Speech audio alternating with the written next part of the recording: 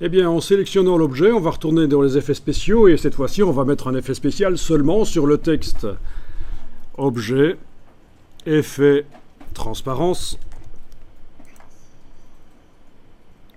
Oui, au fait, c'est par là qu'on modifie la transparence d'un objet, pour qu'il fasse apparaître ce qui est en dessous. Mais bon, nous, on laisse la transparence à 100%. Ce qui nous intéresse ici, c'est d'aller travailler sur le texte. Vous vous souvenez qu'on a déjà mis sur le contour un biseau. On va mettre sur le texte, par exemple, une ombre portée. Tester ça. Voilà, ombre portée. On pourrait mettre plein d'autres choses, bien entendu. Ombre portée, voilà. Et vous modifiez l'opacité. En général, 40% d'opacité, on dit que c'est très bien. 40% d'opacité. Vous avez la direction de la lumière, bien sûr,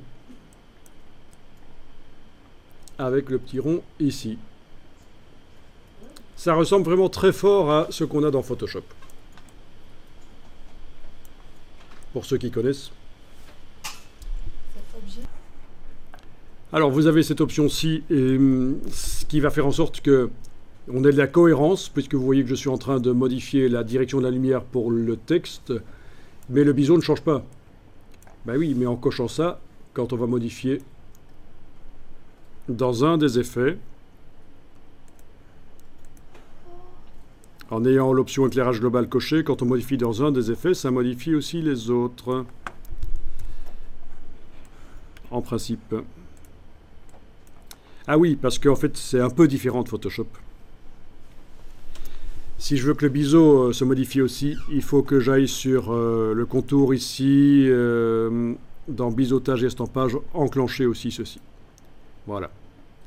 Donc pour chacun des effets que je mets, je peux cocher utiliser l'éclairage global. À partir de là, quand je modifie la lumière dans un des effets, ça le modifie pour les autres qui ont éclairage global enclenché.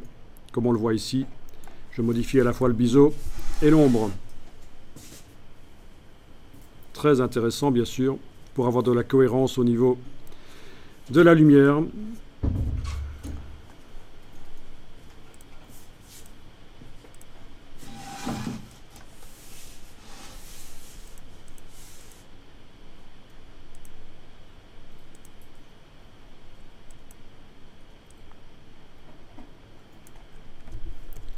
Etc., etc.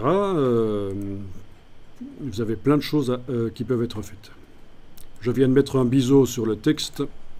Le biseau ressemble à rien du tout, c'est parce qu'il est trop large.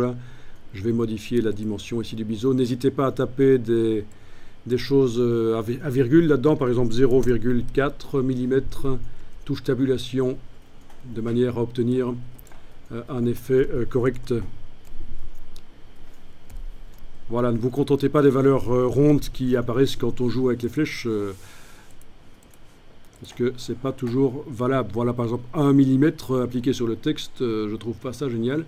Je suis obligé de taper 0, et quelque chose, 0,3 par exemple, touche tabulation pour valider, voilà, 0,5, etc.